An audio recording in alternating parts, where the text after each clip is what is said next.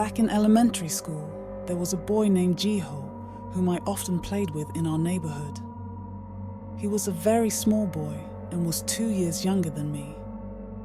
At that time, near my house, there was a large junkyard where abandoned items like broken fridges and cars were piled up in a vast open space.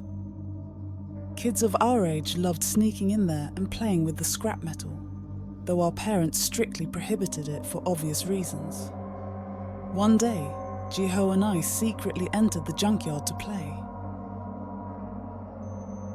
There was a huge broken fridge with large stainless doors, and jokingly I asked Jiho to get inside. Jiho went in, and just for fun I closed the door, planning to open it right away. However, once closed, the fridge wouldn't open, no matter how hard I tried. Panic set in as Jiho screamed from inside. It was then that I realized the gravity of the situation. I tried to calm Jiho down and promised him that I would go get help and open the door as soon as possible.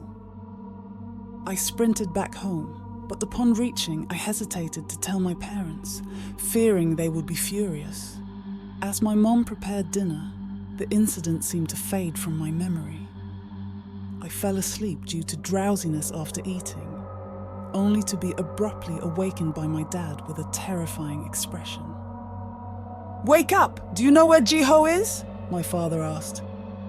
Turns out, Jiho's parents were looking for him and contacted my father to ask if I knew anything about his whereabouts. At that moment, a chilling sensation swept through me. It was already 10 in the morning, and Jiho had spent the entire night trapped in the fridge. However, I instinctively claimed that I didn't know where he was. I couldn't bring myself to tell the truth because I was afraid of getting a severe scolding from the adults.